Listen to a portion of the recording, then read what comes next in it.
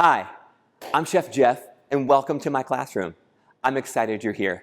My goal is to help you win at life and win at cooking, step by step. So you'll find out that my videos, they're not flashy, they're not fancy, but what my videos will do is help you learn the fundamentals of cooking, the fundamentals of faith, and how to build a successful life. Because my goal is to help you win at cooking and win at life, step by step. I'm glad you're here. Let's get cooking together. I have 4 sauces all made from a base sauce. Today, I want to talk to you about not only building your cooking, but building your faith. There's a great passage in Colossians 3 that will help us today.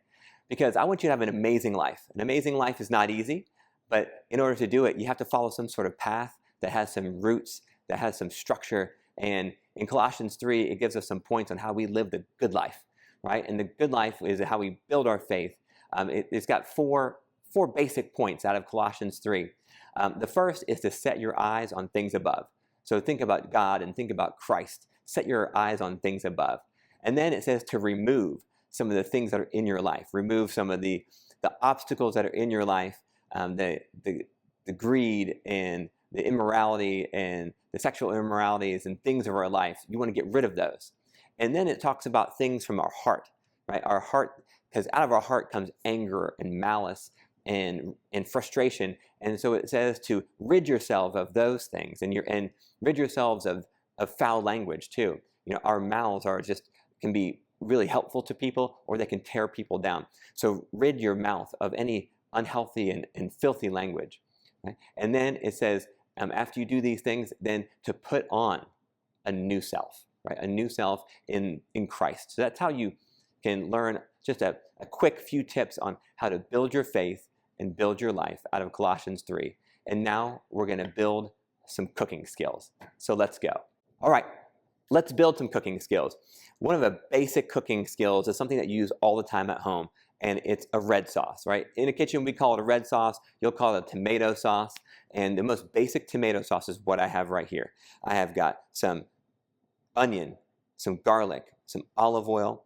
And I wanted to show you today that it doesn't matter. You don't always have to be, a super fancy chef and have fresh herbs. You can also use dry herbs. You can use all dry herbs if you want to. That's fantastic. Or you can use a combination of both, like I'm going to today. And then I have some tomatoes, some canned tomatoes. These are San Marzano style tomatoes. They do make the best tomato sauce, and you can usually buy them at most grocery stores. So here we go. Let's start cooking. And so, as you all know, in some of my other videos, people argue with me often is how I cut my onions. So I do cut both ends off the onion, and then we're going to put it down.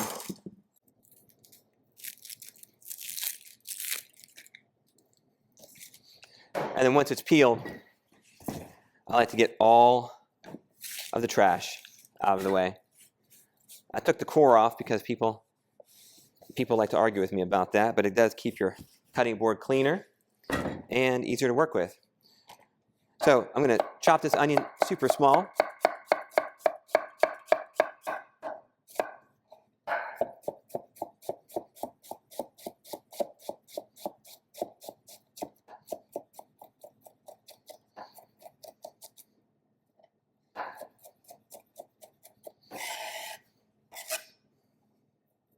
I'm going to set that aside. Then we're going to chop our garlic. I do like to take off the little end of the garlic. Get rid of that. The garlic today, I'm going to keep it sliced. How's one strong onion? Oregano is great. It's one of my favorites. And we grow a lot of it at home. We dry it as well. It's fantastic because fresh herbs are amazing.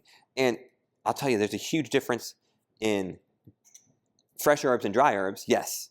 But there's also a huge difference in fresh herbs that you grew yourself and you dry them and then use them. Their fragrance and flavor is absolutely amazing. So I'm just getting all the big leaves off.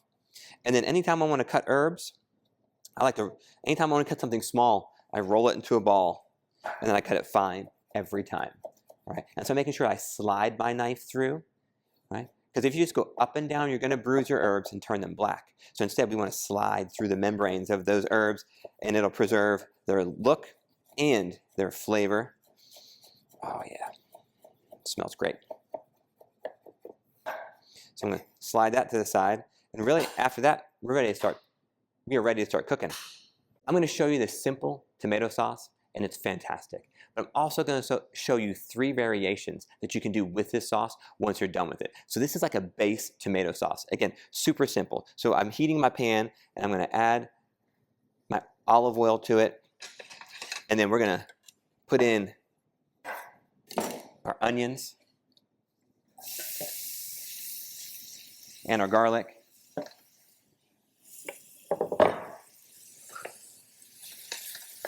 Want to hear that nice sizzle. Okay, the sizzle is important. That's the sound of a great saute. And if you don't have the sizzle, you may really just want to take your onions and garlic, take them out, and then start over. Or not necessarily start over, but take your onions and garlic out, and then let your pan heat up all the way, and then continue to cook from there. So I'm just going to continue to saute these, continuing to get that sizzling sound.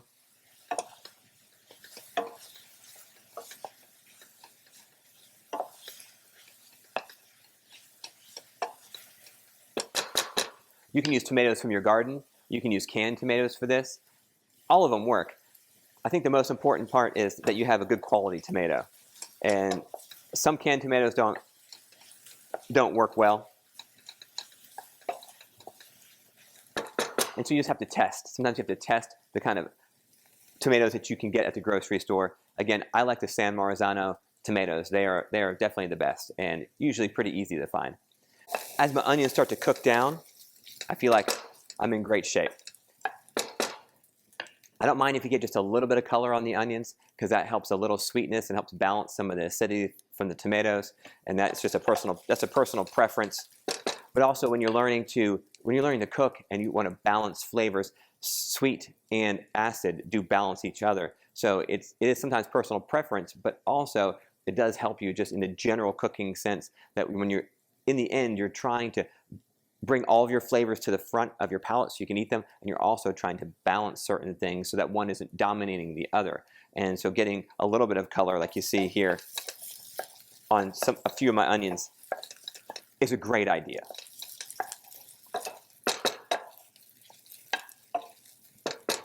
Now, your dry herbs, they can go in early. So that's where they're going to go in. I'm going to let the dry herbs hit the bottom of the pan just to help bring out some of their flavors, because that's what heat does when you're cooking. See, as soon as I put that in there, I can start to smell the dry basil. Okay. And then we're going to add your tomatoes.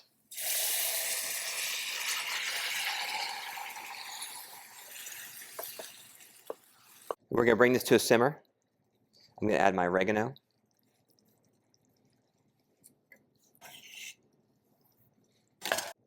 I'm also going to add a pinch of salt. I'm going to add a pinch of pepper. And so there's the tomato sauce. Super simple. I'm going to bring it to a simmer. I'm going to cook it for probably maybe 10 to 12 minutes, and then it's done. Like I said, this is one of the simplest tomato sauces, and you can use it for all kinds of things. You can use it as a pizza sauce if you wanted to. Just add some extra herbs to it, and it can become a pizza sauce. You can use it for pasta. You can use this for a lasagna. All kinds of great things. And if you're enjoying this, please shoot me a comment in the comment section. Let me know. If you've got questions, let me know those as well. And then in just a little bit, we're going to cook 3 variations from this basic master tomato sauce.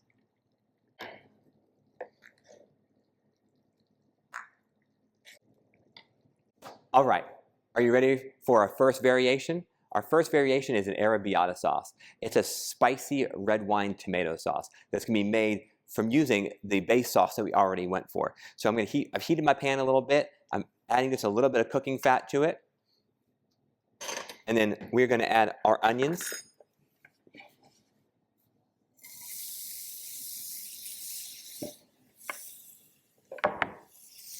And we're going to saute these for just a minute.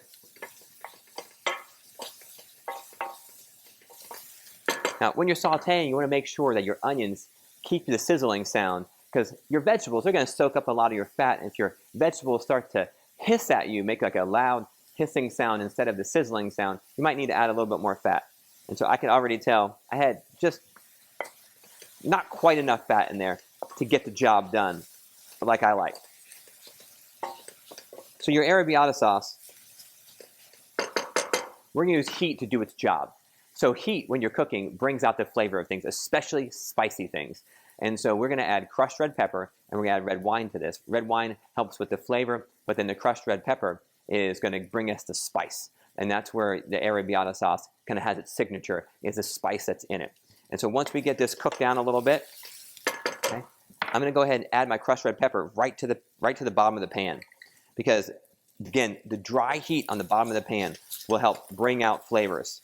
And you got to be careful, because they can get you right in the face, too. Some of the spicy fumes may get in your nose. I don't do it for long, and you want to keep it moving so that they don't burn. But I do want to hit that really hot pan to bring out their really hot spice. And then we're going straight from there with some great red wine. We're going to deglaze the pan. And we're going to cook that down for just a hair. Let some of that red wine evaporate, intensify its flavors.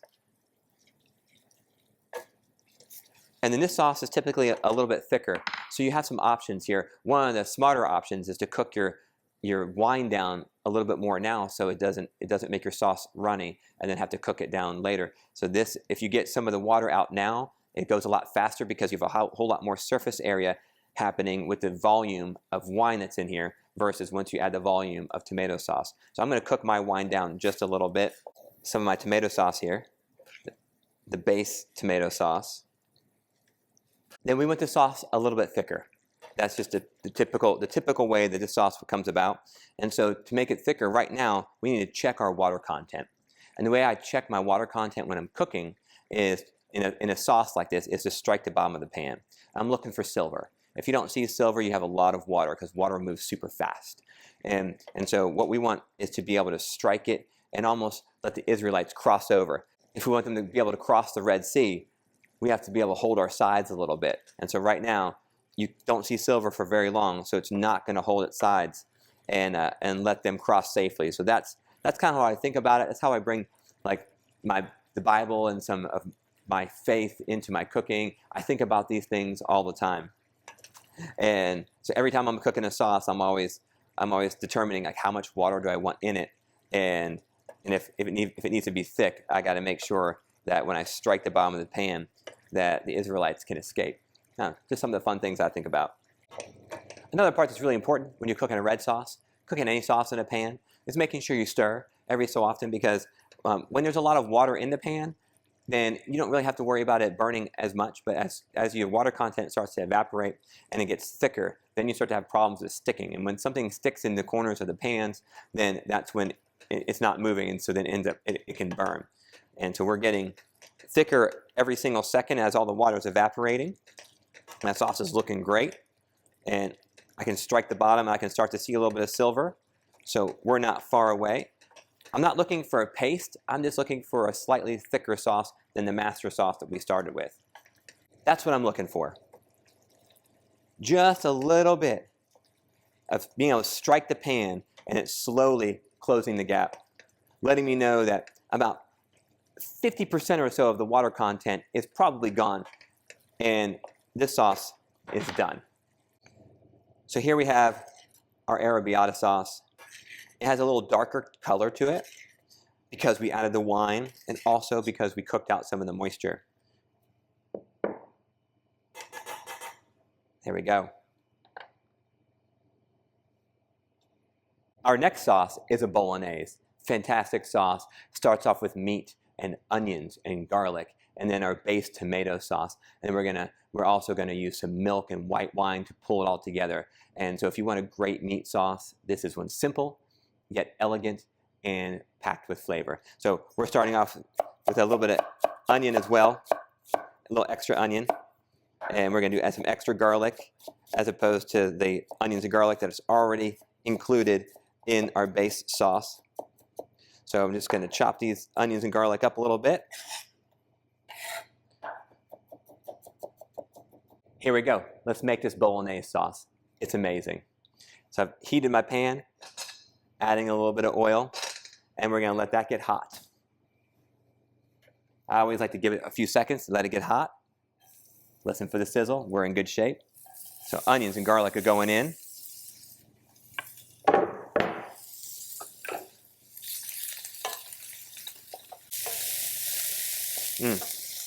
Smells great. I love cooking. It's great. Spread your meat out. Let it sit. We're gonna get a little color to it. While it's happening, I'm gonna add just a little bit of salt to the meat, a little bit of pepper. So let it sit there for a minute. Get some color. I want a little bit of browning. You saw some browning on the bottom of the pan there.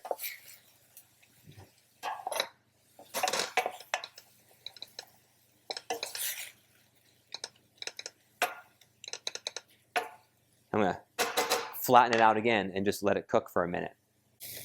So breaking your meat up as you go, getting the onion and garlic flavor cooked into the meat is exactly what we want to happen right now.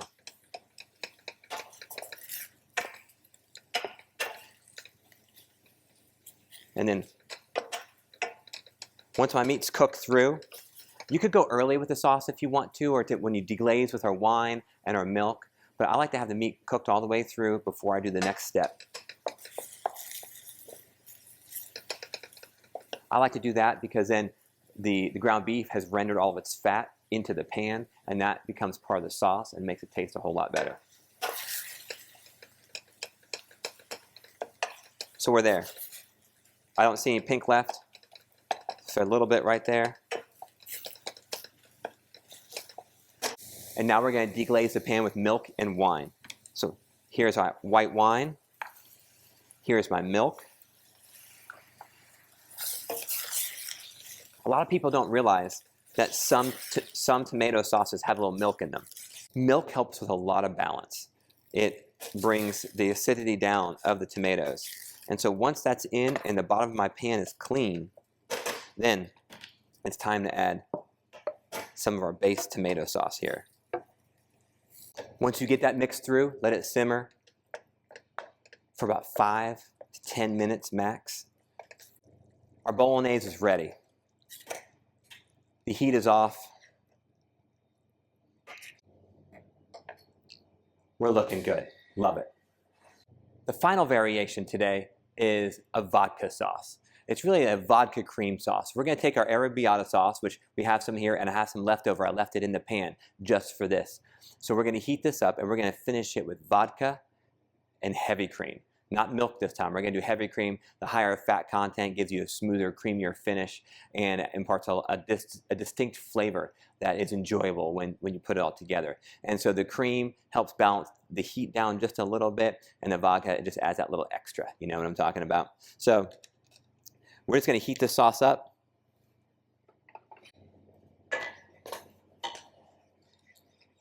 Here's a couple of tips for you. If you're making this sauce and you don't mind that there's alcohol left in the sauce, you don't even have to heat the sauce up. You could take a cold arrabbiata sauce, add the cream, add the vodka, give it a stir, and then you could start to eat it. If you want to get rid of the alcohol because you're serving it to your family, you've got kids, things like that, then the tips for you to make that happen are make sure that your sauce is at a rolling boil. It needs to be hot in order to ignite the alcohol. So then we're going to take our alcohol, make sure I'm good and hot. I'm going to pour it in. And then sometimes you can get your pan into the flame, but if you're there, oh, we got it. And now we've got flame. To be honest, I didn't think I was going to get it with those high sides to be able to get the alcohol all the way to the flame. So I had my stick lighter here just in case. That's what you could do at home. You could always light it up, right? Light up the alcohol if you want to get the alcohol out of it. But again, if you're not boiling at a rolling boil, the liquid won't be hot enough to ignite. And so that's one of those key things that you need to do. And once the alcohol has evaporated, you can just take your cream. And with the cream, you basically get to adjust it to your liking. So if you like it more tomatoey, then leave it about where we're at right now. If you want it a little bit creamier, then add all the cream, lighten the sauce up just a little bit, and once we reach that, this sauce is done.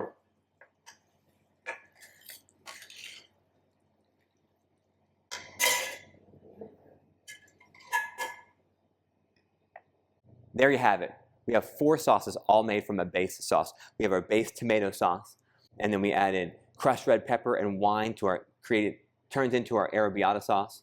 And then we took our base sauce and we added more onions, a little bit more garlic. We added some white wine and some milk to get our bolognese sauce.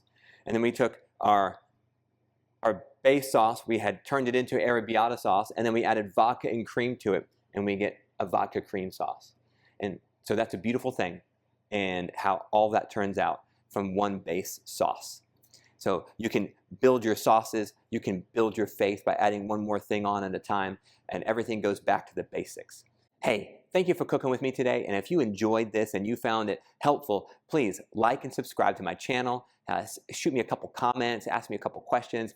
Any of those things would greatly warm my heart, and so thank you very much, and we'll cook together soon.